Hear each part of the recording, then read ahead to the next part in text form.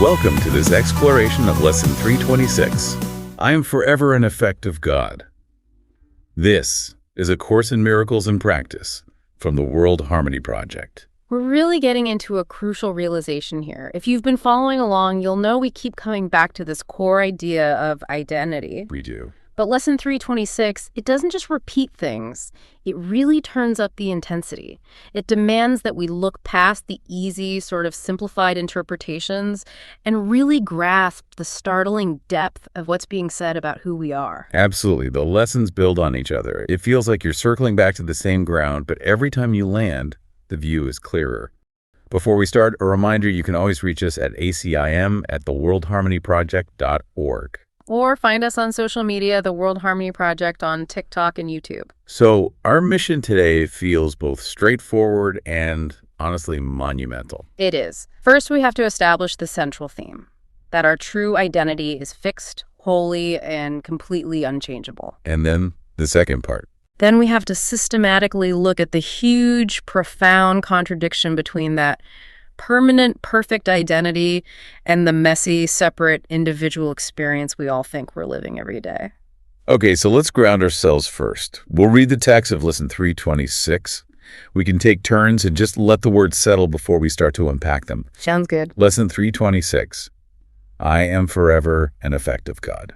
Father, I was created in your mind, a holy thought that never left its home. I am forever your effect, and you forever and forever are my cause. As you created me, I have remained. Where you established me, I still abide. And all your attributes abide in me, because it is your will to have a son so like his cause, that cause and its effect are indistinguishable. Let me know that I am an effect of God, and so I have the power to create like you. And as it is in heaven, so on earth. Your plan I follow here, and at the end I know that you will gather your effects into the tranquil heaven of your love, where earth will vanish, and all separate thoughts unite in glory as the Son of God.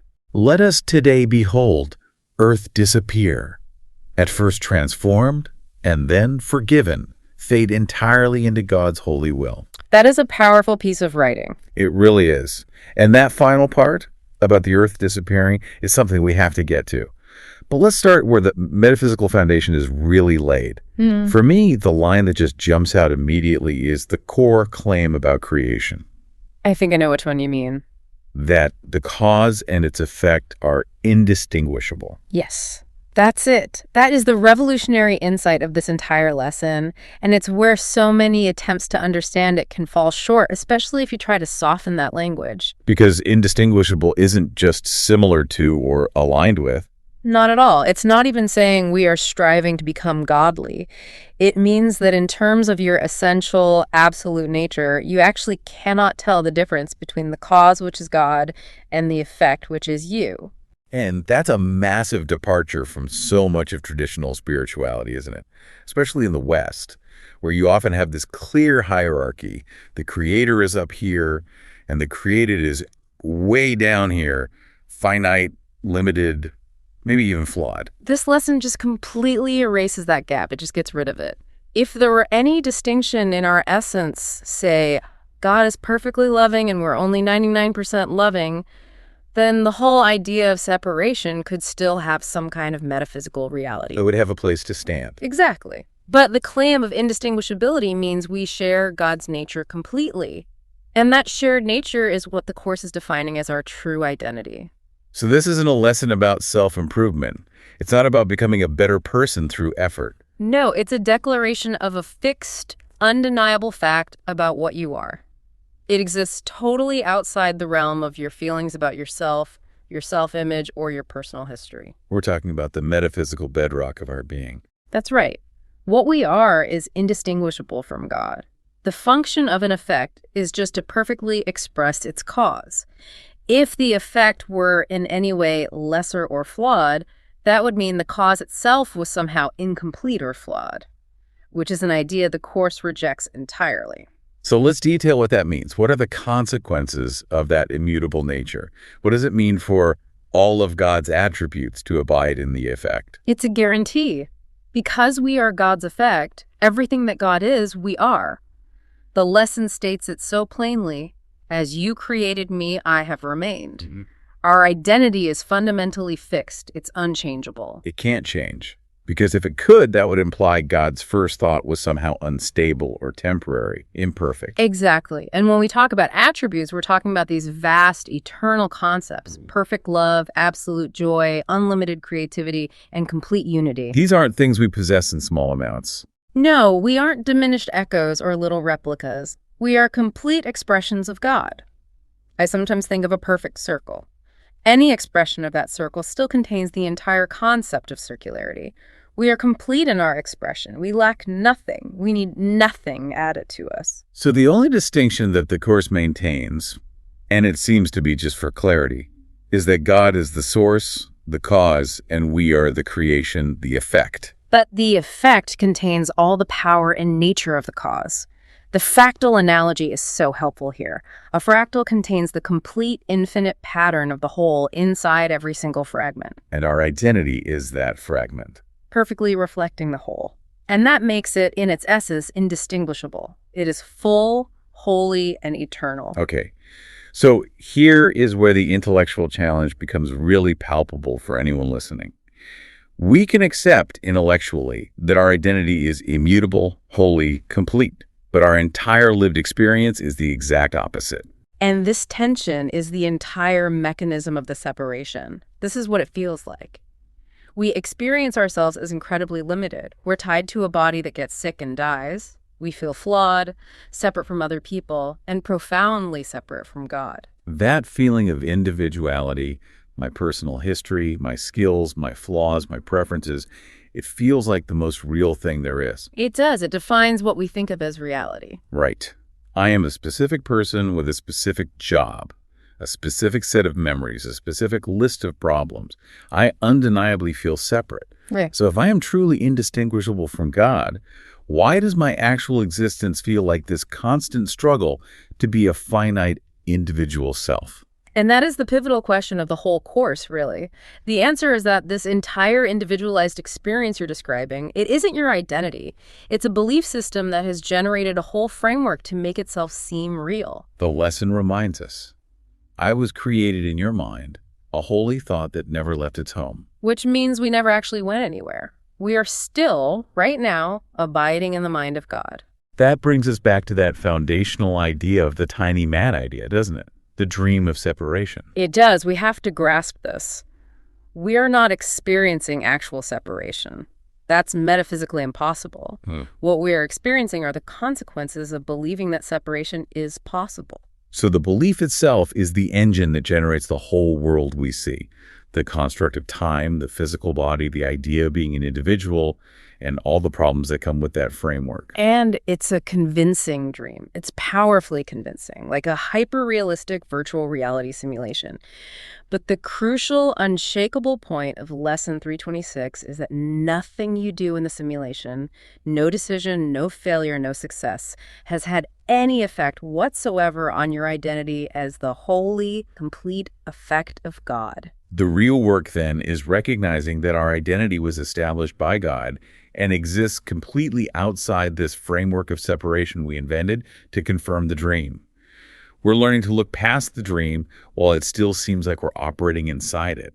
And that distinction between the immutable reality of who we are and the experience of living separately, that brings us directly to a very practical concept: the difference between identity and self-concept. This is maybe one of the most useful, actionable distinctions the Course gives us, because it provides a framework for understanding what it is we're defending all day long. So what is this self-concept? The self-concept is the whole artificial structure we built to stand in the place of our real identity. It's a constantly shifting, often contradictory collection of things. Like what? Our job title, our social status, our family stories, our history of trauma, our physical appearance, our intellectual abilities, our learned behaviors, our political views, our habits. It's the answer you give when someone says, "So tell me about yourself." Yeah. We just list a bunch of roles and attributes that are all, by their nature, temporary. Exactly. And inside the dream of separation, this self-concept functions perfectly as an identity. It feels completely real. We pour tremendous energy into it. We defend it like our life depends on it. We defend it fiercely against criticism, we try to build it up through achievements, and we are constantly comparing it to the self-concepts of others to figure out what we're worth. And it has to be contradictory, doesn't it? Mhm. Because it's built on the idea of separation. It has to include flaws right alongside strengths. If the self-concept were perfectly holy, it would just remind us of our true identity, and the whole dream would collapse. It's temporary, it's always changing, it's shaped by memory, driven by fear and desire, and it is fundamentally tied to the body's perceived existence. It has no metaphysical reality. It was made to replace something real with something unreal. And this false structure is what leads us into the world's idea of responsibility. Because we're so convinced that we're separate individuals operating independently, making our own unique choices, we naturally assume full responsibility and accountability for those choices. This is a huge point to unpack. The entire moral and legal framework of the world rests on one conviction, that the individualized self-concept is real. And therefore, its choices are real and they come from an independent source. If I choose to be kind, that's my unique moral victory. If I choose to harm someone, that's my unique moral failure.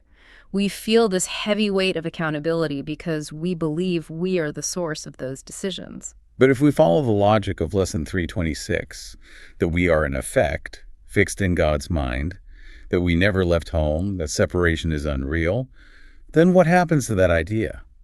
The idea of an individual decision maker, a self-concept, making autonomous choices apart from the whole, it just dissolves. If the self-concept is just a story, a manufactured narrative we use to make separation feel real, then individual responsibility, as the world defines it, can't actually exist.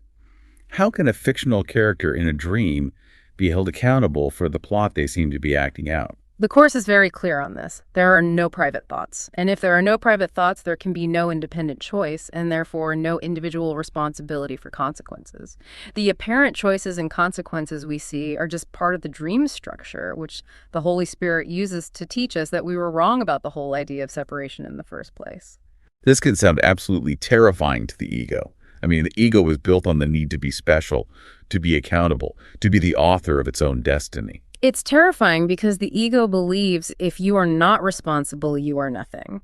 But the Course is saying the reality is you are everything, you are God's effect, and your individual responsibility has been replaced by your complete, shared inability to be anything other than perfect love. Which brings us to that line, I have the power to create like you. Now that sounds like the ultimate responsibility, but this power is defined very differently than the world's idea of control. Very differently. We are not talking about control or accountability as defined by the self-concept. We're talking about extension. Creation in this context is extension. Since all of God's attributes are already in us, the function of the effect is just to allow those attributes, love, truth, wholeness, to express themselves naturally. We aren't initiating the act from a separate individual will. We're just allowing the perfect nature we already possess to express itself through us. Exactly. It's not my creation versus your creation. It's the cause extending through its effect. The self-concept is always trying to make things, bodies, relationships, problems, possessions, and those things always fall apart. Because they're temporary. But identity as God's effect only extends love, which is eternal and unchanging, just like the cause. That is the only true creative power we have. So the moment we choose forgiveness or to extend love, we aren't performing some individual responsible act. We're just aligning our mind with the true nature we already have. We're letting what is real express itself. That's identity extending the cause. This whole part of the lesson just reinforces the incredible security of our being. Yeah. The self-concept might make a mess of things, but our identity is safe, fixed, and totally incapable of error. And that passive nature of extension leads us right to the next crucial realization. Extension is inherently shared. It can't happen through individual effort precisely because what is being extended, perfect love, perfect unity, is not an individual trait. Right. If the effect is indistinguishable from the cause, and the cause is absolute oneness, then the effect must also be absolute oneness. This identity can't be broken up into billions of separate individual pieces. And the lesson addresses this directly. It moves from the singular I to the collective. It talks about how all separate thoughts unite in glory as the Son of God, and the promise that God will gather your effects into the tranquil heaven of your love. This identity is fundamentally collective. Yeah. We are the one effect of the one cause. So when the Course uses the term Son of God, it's not talking about a single historical person. No, it's referring to the collective unified creation, the entirety of God's thought system. And this collective nature is what ultimately undoes the self-concept. The self-concept has to be special, different, unique, separate. But the collective identity is one of perfect equality in the sonship. It is. Now, we have to acknowledge the fear this idea can create. When you're looking at it from inside the experience of individuality, the thought of uniting as one can feel like a profound loss. It can feel like annihilation. We look at our unique personality, our individual history, our specific talents, and we're afraid that oneness just means melting into some impersonal, homogenized cosmic soup, losing all the distinct flavor that makes me. This fear is just the self-concept fighting for its life, isn't it? It's defending itself against being exposed as unreal. If I accept a collective identity, I lose my ability to compare myself to you or compete with you or claim my unique triumphs and my unique victimhoods. But the Course reassures us that we aren't losing anything of any real value. Everything the self-concept thought was unique was temporary and contradictory anyway. We are finding what we actually are, which is magnificent, holy, and powerful, a state so much greater than the small, separate self we've been frantically trying to protect. The true nature of our being as an effect of God isn't diminished by sharing it. It's magnified.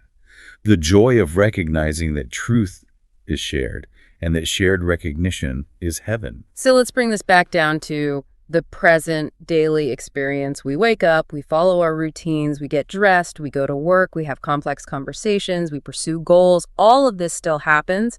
So how do we reconcile this undeniable experience of individuality with the non-reality of the self-concept? It's the difference between the dream's content and the dream state itself. We're still in the dream state, so we're still experiencing the content. Yes.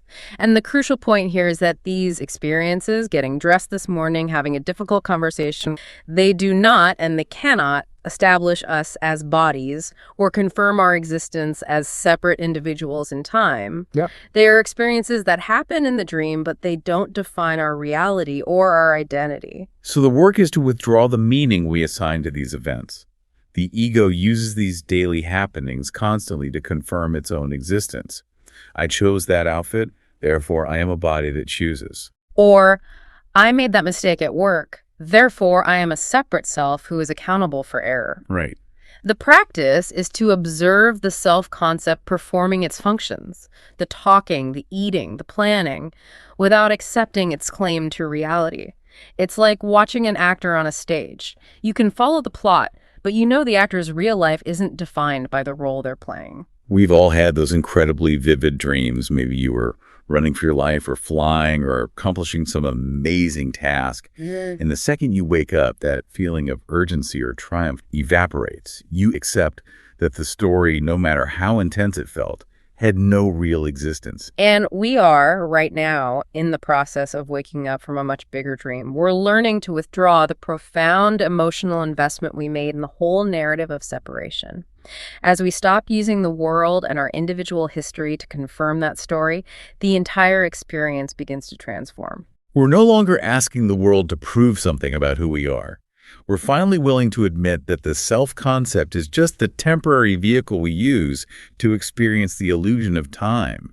It's not the eternal truth of who we are. And that recognition leads us directly to the final, profoundly symbolic part of the lesson, where we're invited to behold earth disappear, at first transformed, and then forgiven, fade entirely into God's holy will. This needs to be handled carefully because that kind of language can trigger a lot of fear. Fear of a catastrophe or a literal physical end to everything. We have to be clear, this is not some apocalyptic vision or physical destruction. It is the ending of an illusion through recognition. The Course teaches that reality can't be destroyed. Only illusions can disappear. So the illusion doesn't end with a bang. It ends with an aha moment, a quiet, certain recognition that it was never really there in the first place. So why does the Earth have to vanish? What is its function that needs to cease? The world was specifically made by the ego to establish, confirm, and defend the belief in separation. It is the solid, visible evidence that we succeeded in leaving God's oneness. The world's primary purpose is to prove that separate bodies exist in separate spaces and at separate times, which confirms the self-concept. As long as we're using the world to oppose God or to confirm our own individuality or to justify our grievances, we're actively giving it reality. When we fully forgive the world, which really just means recognizing that nothing here has the power to oppose God or create real guilt, we stop giving it the power we assign to it. It loses the independent reality we invested in it. But the transformation comes first. The lesson says, it first transformed. Yes, the transformation is the shift in perception that happens while we still seem to be here. We start to see the world as a classroom for forgiveness, a setting for miracles, instead of a prison for bodies. We see it as neutral, just a screen onto which we're projecting our beliefs. And once the world is forgiven, it doesn't serve the ego's purpose anymore. And once it loses its function, it fades. It just returns to what it always was. Nothing that ever successfully opposed God, nothing that ever succeeded in creating actual separation. The physical world and the self-concept that give it meaning, they dissolve at the same time. Because the world and the self-concept are completely intertwined. They're a package deal. They're both just consequences of that one initial belief in separation. And when we stop using the self-concept to define our identity, and we stop using the world to confirm that self-concept, the entire framework holding up the separation belief just collapses. And then we remember our identity, which, and this is crucial, was never formed in the world. It was never shaped by our experiences here, our successes, or our failures. Our true identity is perfect, whole, and fixed, established completely outside of time and form. That certainty is really emphasized in the final affirmations. Your plan I follow here, and at the end I know that you will gather your effects into the tranquil heaven of your love. This outcome is guaranteed. The separation only seemed to happen. It's the ultimate relief, really. The failure of that tiny mad idea is inevitable. The thought experiment on separation got out of hand, we lost our way, but the plan for correction is already in place. It's certain, and it's guaranteed to succeed. The Course is that plan, reaching us in a form we can work with while we still perceive ourselves as being here. So the lesson isn't a command to struggle to become God's effect. It's a simple invitation to recognize that we are, and always have been, God's effect, indistinguishable from our cause. That's the present truth. It is true right now, whether we feel it or understand it or can even articulate it. And this realization brings both a tremendous challenge and an immense relief. Let's talk about that dichotomy. The challenge is profound because it requires us to question the very basis of our existence. We have to be willing to dismantle every defense the ego has built around the self-concept, to question every single story we tell about who we are, to doubt the fundamental reality of the body, time, and the world. But the relief is absolute. It is the realization that our identity is completely secure. It's anchored in God. It doesn't depend on our performance, our behavior, our history, or our success in the world. It is impossible to fail in this identity. It is outside of time, outside of form, outside of conflict and competition. There is no one winning or losing some kind of spiritual game because there is no separation to create those categories in the first place. And when the belief in separation ends, the entire framework built on that belief dissolves. The world, the body, the self-concept. And what's left is the eternal, perfect truth. We are God's one collective effect, indistinguishable from our cause, united in an identity that has never, ever changed despite the dream. So the practice, day to day, is learning to allow this truth to shine through. Every time we find ourselves using an experience, painful or pleasurable, to confirm the existence of a separate, individualized self, we have an opportunity to remember our true identity instead. And this doesn't happen in one giant flash of light. It happens in these small, persistent recognitions, gradually withdrawing our authority from everything that contradicts our nature as God's effect. We're learning to be here, in the dream, without letting the dream define who we are. The Course meets us exactly where we think we are, with the self-concept fully intact, and it guides that self-concept toward a willingness to just let go, to allow the certainty of God's plan to bring us home to the reality we never actually left. This has been a really expansive exploration of Lesson 326. So let's recap the core takeaways. Okay. First, our identity is God's effect. It is fixed, holy, and completely indistinguishable from the cause. This erases any spiritual gap and guarantees our perfection. Yeah. Second, identity is collective. The experience of being a unique, separate person is a temporary construct we call the self-concept, and it has no metaphysical reality. And third, the entire framework of separation, the self-concept, the idea of individual responsibility, the physical world, it all dissolves when we withdraw our belief and investment in it, allowing us to return to the one true reality of oneness. that distinction between the fixed identity and the fluid fictional self-concept is the practical engine of this lesson. And that brings us to our final thought for you to consider as you go about your day. We've established that your identity is secure, holy, and impossible to mess up.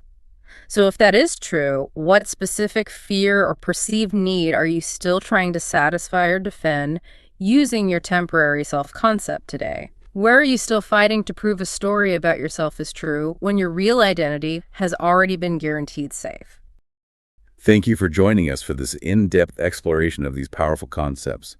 We really hope this analysis provides some clarity and some relief. You can always share your thoughts and reflections with us. The email is acim@theworldharmonyproject.org, or you can message us on TikTok and YouTube at The World Harmony Project. We encourage you to continue this journey with us as we move into Lesson 327. We look forward to our next exploration together.